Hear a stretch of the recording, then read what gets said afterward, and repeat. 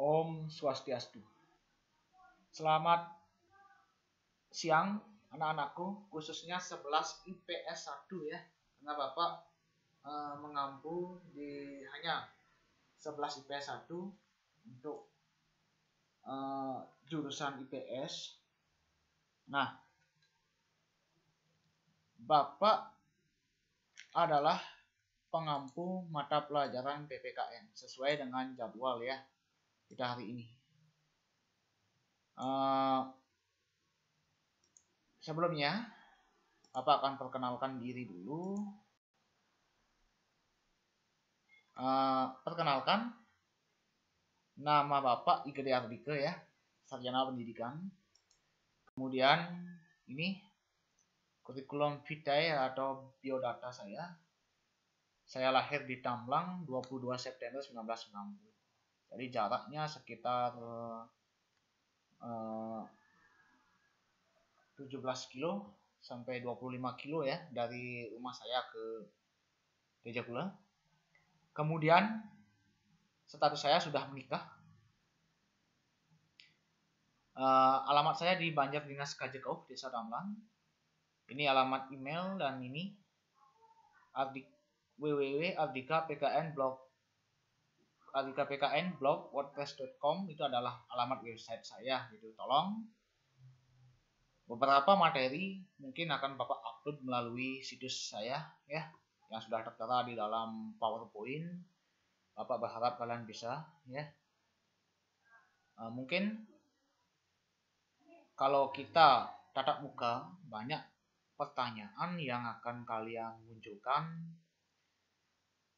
dalam pelajaran tatap muka karena secara daring ini ya, karena secara jaringan, jadi kalian hanya tidak bisa bertanya secara langsung ya tentang saya ya. Jadi saya lahir tahun 1990, kalian bisa tebak umur saya lagi 2 bulan, kalian bisa tebak saya berumur 30 tahun. Oke. Sebelum saya mulai ke materi ya, saya akan sampaikan dulu beberapa hal terkait dengan kontrak pembelajaran kita. Karena sekarang kita terdiri dari dua sebenarnya satu tahun ini ya. Ada secara daring, yang pasti yang akan kita laksanakan adalah dalam jaringan selama masa pandemi COVID-19, mudah-mudahan cepat berakhir ya. Mudah-mudahan juga sekolah sedang mencari izin, mudah-mudahan diizinkan untuk melakukan pembelajaran tatap muka, walaupun itu hanya 3 hari dengan jam yang singkat. Jadi itu akan menjadi perpaduan antara daring dan tatap muka. Oke anak-anakku, saya akan jelaskan beberapa hal terkait dengan bagaimana cara saya mengajar. Kalau dalam tatap muka, cara saya mengajar itu saya biasa memberikan penjelasan. Dan jangan beranggapan bahwa secara daring itu tugasnya banyak, jangan. Karena secara tatap muka pun kalian dikasih tugas. Saya pun biasa mengasih tugas sebagai evaluasi saya dalam 1 hari. Kalau tatap muka, apakah berhasil nggak pembelajaran yang kita lakukan? Saya biasa melakukan evaluasi. Jadi tugas pun ada setiap hari gitu ya. Walaupun itu nanti tatap muka saya akan tetap memberikan tugas sebagai evaluasi apakah kita berhasil atau tidak dalam pembelajaran. Nah, penjelasan sudah saya akan lakukan tetap dengan penjelasan gitu, kemudian dengan tugas. Kemudian penilaian itu akan saya bagi menjadi tiga hal anak-anakku. Yang pertama itu tentang keterampilan ya. Untuk nilai keterampilan secara tatap muka sebenarnya saya sering memberikan kalian proyek. Saya biasa memberikan gambar ya. Kalau tahun lalu saya mengajar kelas 10 IBB yang sekarang kelas 11 dan 11 MIPA yang sekarang menjadi kakak kelas kalian 12 MIPA. Itu biasa memberikan proyek, kemudian nanti itu menggambar di dalam sebuah bidang datar, kemudian itu sesuai dengan kreasi kalian, itu tugas proyek. Nanti secara daring mungkin Bapak akan berikan kalian tugas video ya, untuk video yang akan Bapak atur nantinya, yang Bapak nilai nanti itu terkait dengan kemampuan kalian berbicara. Kemudian untuk pengetahuan, biasa tetap walaupun daring, saya akan memberikan kuis, tugas, dan penilaian harian. Penilaian harian yang kalian kenal dengan ulangan harian ya. Sikap, absen tetap. Kemudian disiplinnya itu saya toleransi kalau tatap muka itu sakit hanya 2 kali, kecuali dengan surat keterangan dokter bisa ya. Kemudian izin 2 kali juga. Kemudian alfa ini saya tidak toleransi, kalau alfa masuk ya alfa gitu ya. Kalau lebih dari ketentuan alfanya itu bisa dirapatkan dalam rapat dewan guru. Nanti akan berimplikasi juga di akhir tahun pelajaran. Kalau banyak alfa ya pertimbangan untuk kenaikan kelas nanti. Maka dari itu tolong ikuti semua arahan saya. Oke. Saya tidak akan menjelaskan mungkin di kelas 11 kenapa harus belajar PPKN. Saya yakin di kelas 10 di guru sebelumnya sudah menjelaskan kenapa harus PPKN ya. Saya rasa tidak akan saya ulang lagi. Nah, di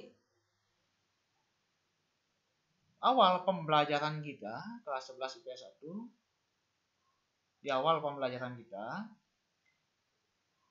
di semester 1 ini kita akan belajar 3 KD, kompetensi dasar, atau 3 bab ya. Kompetensi dasar yang pertama, ingat kita akan belajar tentang hak dan kewajiban asasi manusia dalam perspektif Pancasila.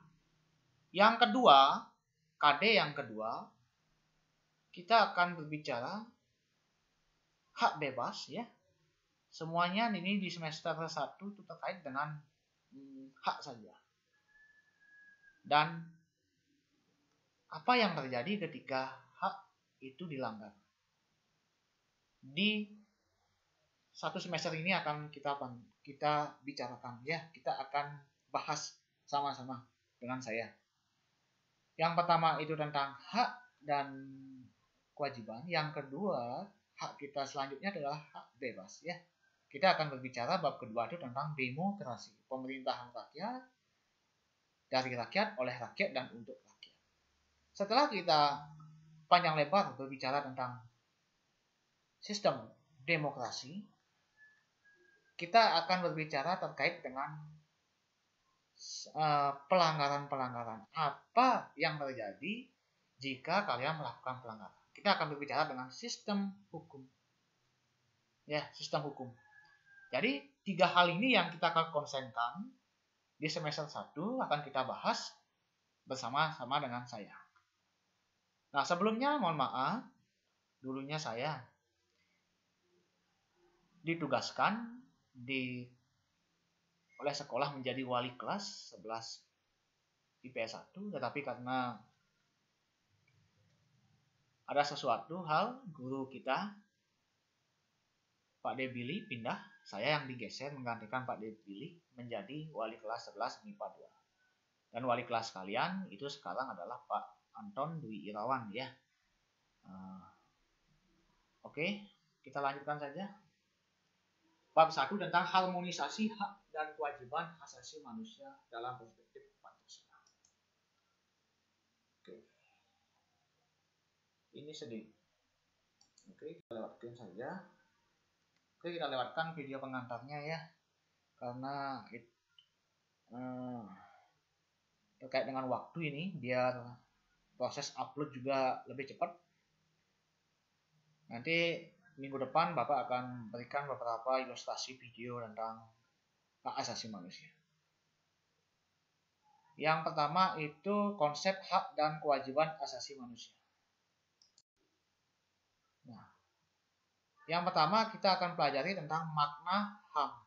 Ingat anak-anakku, kita ini manusia berbeda-beda ya. Berbeda-beda, silakan lihat ada warna kulitnya, ada istilah agamanya yang ada di PowerPoint. Banyak sekali perbedaan manusia, banyak sekali. Tidak ada manusia itu wajahnya sama gitu ya. Kalian bayangkan kalau manusia itu wajahnya sama gimana? Kalian bisa bayangkan. Kita bukan binatang, tapi kita manusia dengan wajah yang berbeda gitu. Kalau binatang pun sebenarnya ada ciri khas yang membedakannya. Sehingga kalau kalian lihat walaupun warna, binatang itu, binatang peliharaan misalkan bisa membedakan mana temennya, mana yang bukan temennya, mana teman barunya, dia bisa bedakan. Walaupun kita lihat sama saja binatang gitu ya. Binatang peliharaan, kucing ya sama aja kucing gitu. Walaupun sama bentuknya. Kalau si kucing itu pasti bisa melihat. Artinya gimana?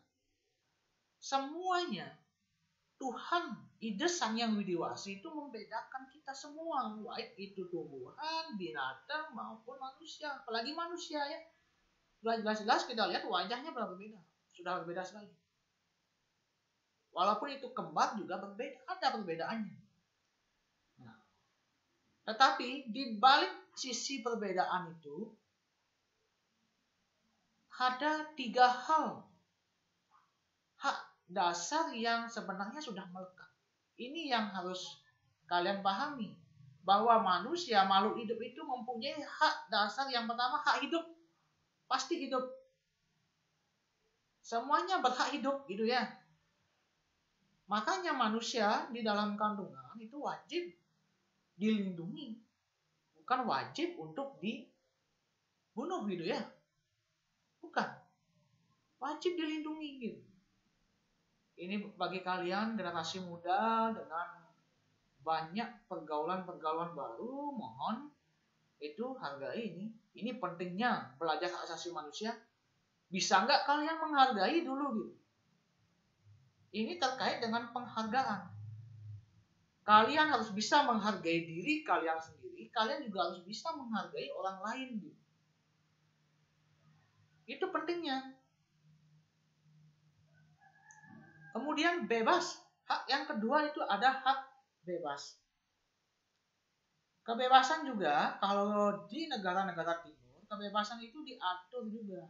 Diatur melalui hukum. Bukan bebas sebebas-bebasnya. Misalkan bully ya, kalian bebas misalkan membuli temannya, tidak. Bercanda boleh dengan temannya, tapi membuli yang menyebabkan gangguan psikis bagi teman kalian itu dilarang, itu diatur oleh undang-undang. Berpakaian juga. Oke, kalau di luar negeri saya tidak tahu ya, karena saya tidak pernah ke luar negeri, hanya pernah sedikit jalan-jalan ke Timur Leste gitu ya, walaupun hanya sebentar aja. Nggak tahu. Jadi mungkin katanya di negara-negara barat boleh berpakaian itu sebebas-bebasnya. Kita tidak, masih diatur juga dengan norma, masih diatur juga dengan sistem hukum aturan kita gitu ya. Ingat itu, bebas, kita bebas. Kalian sebagai siswa, kalian sebagai manusia secara pribadi mempunyai juga kebebasan. Dan yang terakhir, kalian berhak bahagia. Berhak bahagia. Kebahagiaan. Kalian bersekolah, tujuannya satu, untuk bekerja, kalian mempunyai harta, itu kebahagiaan kita. Saya selaku orang tua punya anak, berhasil mendidik, itu kebahagiaan saya. Saya berhak itu. Ya, saya berhak. Maka dari nanti kalau kalian mau hak dasar ini, kalian juga harus melakukan yang namanya kewajiban. Sebentar saya akan jelaskan mengenai kewajiban asasi, kewajiban dasar kita yang harus kita lakukan, baru kita menuntut yang namanya hak. Oke. Oke. Nah, ini kalau kalian bertanya mengenai apa sih itu hak asasi manusia dalam undang-undang kita, Undang-Undang RI nomor 39 tahun 1999, kepunyaan kita ya, bahwa hak asasi manusia itu adalah seperangkat hak yang melekat pada hakikat dan keberadaan manusia sebagai makhluk Tuhan yang Maha Esa dan merupakan anugerahnya yang wajib dihormati, ingat, dihormati, dijunjung tinggi, dilindungi oleh negara, hukum pemerintah dan setiap orang demi kehormatan serta perlindungan harkat dan martabat manusia. Undang-undang yang melindungi hak. Jadi tidak ada manusia yang bisa melanggar, menginjak-injak apa yang menjadi hak orang lain. Ya, bisa dipahami? Kita simpulkan. Ada satu konsep yang sebenarnya yang saya pakai, gitu, yang saya yakini kebenarannya, yaitu hak asasi manusia adalah hak dasar yang diperoleh manusia sejak awal proses penciptaannya. Ini khusus yang ada di Indonesia, anak-anakku. Khusus yang ada di Indonesia. Sebagai yang diperoleh manusia sejak awal proses penciptaannya. Ingat, penciptaannya. Bisa ya? Artinya begini. Kalau hak asasi manusia itu hak dasar yang diperoleh sejak lahir, berarti di dalam ketika manusia berada di dalam kandungan ibunya itu tidak dilindungi. Itu berhak dilindungi. Bayi dalam kandungan itu berhak dilindungi. Ketika misalkan seorang wanita itu hamil, bayi itu tidak punya hak untuk dilindungi dan tidak boleh digugurkan. Hati-hati kalian gitu. Hati-hati. Jika kalian itu misalkan berpacaran itu sehat, ya tidak akan terjadi. Kalau tidak sehat, hamil, kalian gugurkan, kalian melanggar hukum. Pasti. Itu ketemu, pasti kalian melanggar hukum. Di Indonesia, artinya gimana? Di Indonesia itu, konsepnya adalah, saya lihat, pelaksanaan hak asasi manusia, itu hak dasar yang diperoleh manusia sejak awal proses penciptaannya. Ya. Awal proses penciptaannya pun kita sudah mempunyai yang namanya hak asasi manusia. Itu tolong dipahami konsepnya dengan baik-baik. Nah, ciri. Bagaimanakah ciri-ciri HAM itu? Hakiki. Ya, kekal ada di dalam manusia. Kekal ada di dalam diri manusia. Kekal. Dan tidak bisa hilang itu yang namanya hak asasi manusia, gitu maksudnya ya. Dan bersifat umum, universal. Berlaku untuk semua. Jangankan manusia, binatang saja sekarang sudah mempunyai hak. Coba kalian membunuh binatang, kalian upload di Facebook, kalian sudah dicerca. Pasti dicerca oleh netizen ya. Dan kalian nanti bisa dikenakan pasal hukum juga. Hati itu. Kalian harus cerdas bermedia sosial. Jadi tidak dapat dicabut. Tidak akan pernah dicabut oleh orang lain hak. Tidak bisa. Kalau itu pun itu dicabut, itu adalah sebuah pelanggaran. Itu sebuah dosa sebenarnya. Dan tidak bisa. Ya. Kemudian tidak dapat dibagi-bagi. Hak kalian, apa yang ada di dalam diri kalian punya, tidak bisa kalian bagikan ke orang lain. Walaupun itu saudara kalian, walaupun itu orang tua kalian, tidak bisa dibagi-bagi. Bisa dipahami kan? Bisa dipahami penjelasan saya? Kelas 11 IPS 1. Nah, setelah saya sedikit menjelaskan tentang konsep hak asasi manusia, mari sebelum kita mendapatkan hak, kita harus melaksanakan yang namanya kewajiban. Ya. Kewajiban diartikan sebagai Segala sesuatu yang harus dilaksanakan dengan penuh tanggung jawab. Penuh tanggung jawab. Kemudian yang kedua, kewajiban asasi. Dapat diartikan sebagai kewajiban dasar setiap manusia. Ada di setiap manusia. Jadi kalau kewajiban dasar setiap manusia, kewajiban asasi, secara langsung Bapak simpulkan bahwa kewajiban dasar manusia adalah seperangkat kewajiban yang apabila tidak dilaksanakan, tidak memungkinkan terlaksananya dan tegaknya asasi manusia. Mustahil kalau kewajiban asasi ini tidak dilakukan, mustahil hak asasi manusia kita dapatkan, mustahil. Pasti akan kita dapatkan kalau kewajiban asasi manusia ini terpenuhi. Oke, sampai di sana penjelasan saya. Nah, ini tugas mandiri. Tolong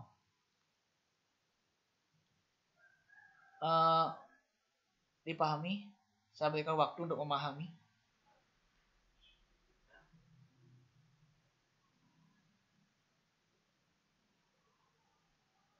Ini PowerPoint saya buat dari awal sejak dulu ya, tapi dalam proses dengan penyempurnaan. Nah, karena ini secara daring,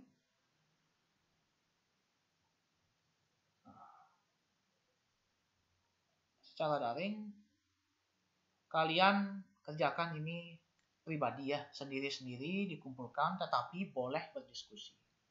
Apakah itu via WA? Ingat patuhi yang namanya protokol kesehatan, pakai masker nantinya ya. Mohon maaf saya tidak pakai masker karena ini ada di ruangan kerja saya di rumah gitu ya. Saya tidak pakai masker, ruangannya steril, nyaman gitu. Jadi saya kalau keluar baru pakai masker.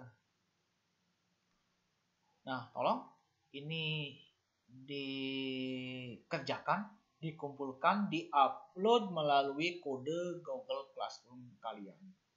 Kelas 11 IPS 1. Bisa dipahami anak-anakku? Sebelumnya ingat link absen akan Bapak bagikan. Kalian tetap melakukan pengabsenan setiap hari. Setiap pembelajaran saya khususnya. Dan setiap pembelajaran di mata pelajaran lain.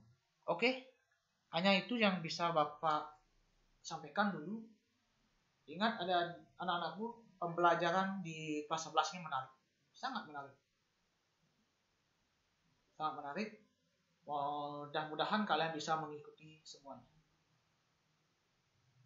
Dan ingat lagi untuk anak-anakku IPS 1 yang belum masuk. Ini kemarin saya cek ya, saya belum cek sekarang. Itu baru 14 siswa dari 26 yang masuk. Sisanya gimana ini? Tolong masuk. Ya. Saya tidak akan toleransi lagi kalau memang nggak masuk gitu ya. Saya tidak anggap hadir. Saya tidak akan anggap hadir. Yang saya anggap hadir itu yang sudah masuk di Google Classroom lagi. Yang sudah mengikuti. Nanti kalau ada kendala-kendala terkait Google Classroom-nya, kalian tidak masuk, silakan diskusikan dengan saya selaku guru mata pelajaran. Oke, selamat beraktivitas. Silakan kerjakan tugasnya. Waktu yang saya berikan, kalau bisa hari ini, kalau itu pun ada kendala, saya toleransi 1 hari. Besok dikumpulkan. Oke, saya tutup pertemuan hari ini dengan Paramo Santi. Om Santi Santi Santi.